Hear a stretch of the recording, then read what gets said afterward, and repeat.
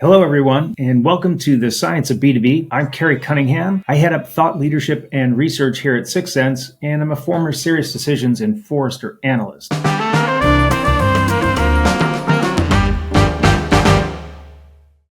So today we're going to talk about what I think of as the marketing to sales value chain. Now, we've talked about the use of intent data. We've talked about why intent data is good for sales and how to use it differently than the way that most people are using it today. But here I want to talk about buying groups and their role and how organizations today are creating value through a chain with buying groups. And so here's what we're looking at in this episode. It begins by, of course, having marketing and sales aligning on the set of the right accounts and the right opportunities. And this means that you've got to understand not just which accounts you care about and should be selling to, but also which parts of those accounts. We generally call those the buying centers. It's really important to get down to that level of planning, especially when you're doing one-to-many, one-to-few ABM, where there's a pretty small number of accounts that you're looking at. Once you get into much larger sets of accounts, it's more likely that those accounts really only represent one opportunity for you. But if they represent two, you should be evaluating those potential opportunities separately. Now we get into the buying group stuff, because once we start looking for which accounts are in market, what we're really looking for are signals of active buying groups. And that's virtually always third-party intent. There aren't too many companies in the world, I don't think, that can sit back and wait for potential buying groups to come to them and just look at what's on your website. Really, you've got to go out in the market. If you want to see the entire buying journey, you have to go out into the market and find the signals that suggest when they're out in market. Keep in mind, 85, 87, something like that % of a B2B buying journey happens somewhere other than on a vendor website. So if you're not seeing that activity on your website, it's probably somewhere else. The next thing that we do is engage in market buying groups. So now we're not talking about just trying to engage one member of a buying team. It's not about leads. It's about understanding when multiple people from the same organization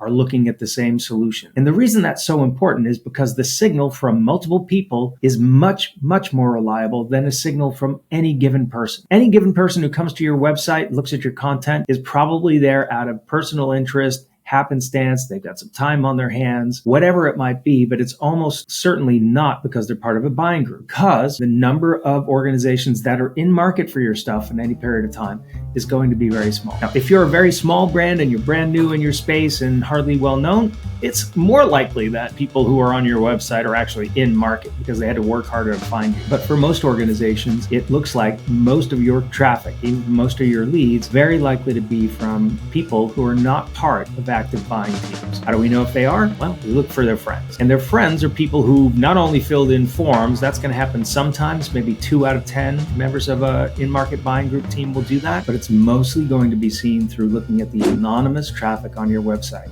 We can do a great job of identifying where that traffic's coming from these days.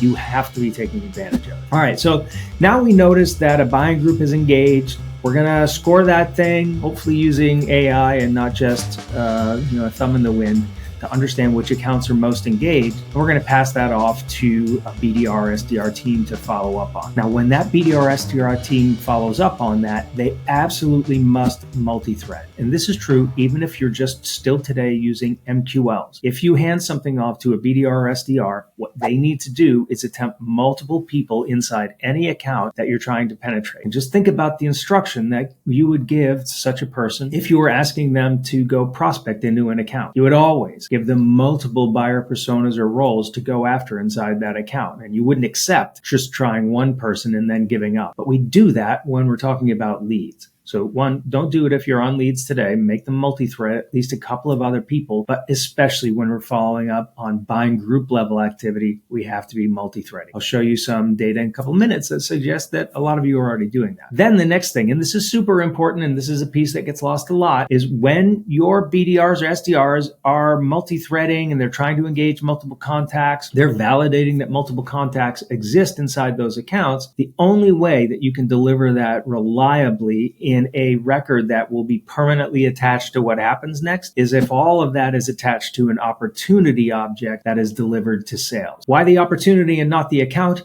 Because ultimately, what the sales rep is going to be working is the opportunity. They may have only one opportunity inside an account, but most of the important information about the deal is going to be on that opportunity. That's where we want the contacts that marketing has generated and that the BDR SDR team has been trying to contact, because that gives us the history that we need to understand how we got there. And if you're being evaluated based on marketing sourced or even influenced attribution, you want all of the contacts that are available that you influenced to be on that opportunity. It's just super important. All right, so let's take a look at what that means in practice for what you're going to do, or at least what folks are doing today. So what we're seeing in the market and our research today is that most organizations are at least aligning on a set of accounts that marketing and sales both agree we should be going after. And that was kind of the minimum criteria for saying that you have an ABM practice in our survey.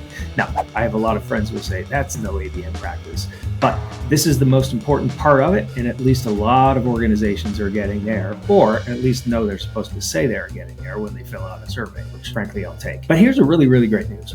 We asked folks, do you notice when you get multiple members of a buying group showing up, consuming your content at the same time, looking at the same kinds of solutions? And the answer, 72% of the time, is yes now. And this is phenomenal, because this is the best signal of an in-market account that's shopping for you that you will ever see. Multiple people who filled out a form to look at your content from the same organization at roughly the same time. This is a phenomenal signal. So if you're not seeing this signal and executing on it today, as soon as you watch this video, hang up and go do that. Go take care of that. We've got to start looking at this, and it's pretty easy to set up even a manual process to identify when those buying groups are looking at you. All right, next thing, and this is again in that chain of value that I was talking about, 83% of BDRs now say that they multi-thread when they're reaching out to even follow up on leads. This is tremendous good news. So this is wonderful. This is exactly what we want to see. If you're not doing this today, then start to make sure that your organizations are on the path to doing this. It's going to require some different practices. Reach out, ask us. We've got great resources. I'm happy to connect you with those and how to do that. And then finally, what I talked about, passing an opportunity. This is something a couple of years ago we would have seen in the single digits probably, but 65% of BDRs are now passing opportunities, not leads or accounts, to sellers. Super, super important. Now,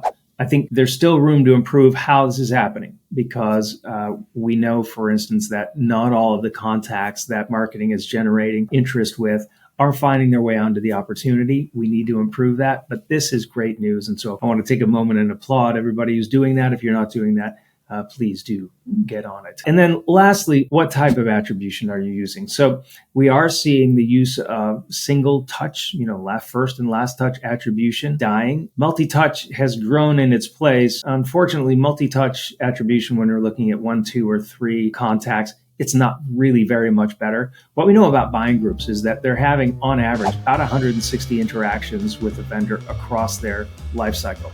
Vast majority of those are going to be anonymous. If you're not accounting for those and how you understand how an opportunity came into existence, you're missing almost the whole picture. The only way to do that is going to be to use this statistical method. All right, so that's it for today. Kind of a long one today, but I hope everybody followed along there. This is really the set of things that we need to see in the value chain between marketing and sales, identifying those buying groups and making sure those signals are acted on and then passed on and kept in the permanent record that sales is going to be using. All right, thanks everybody.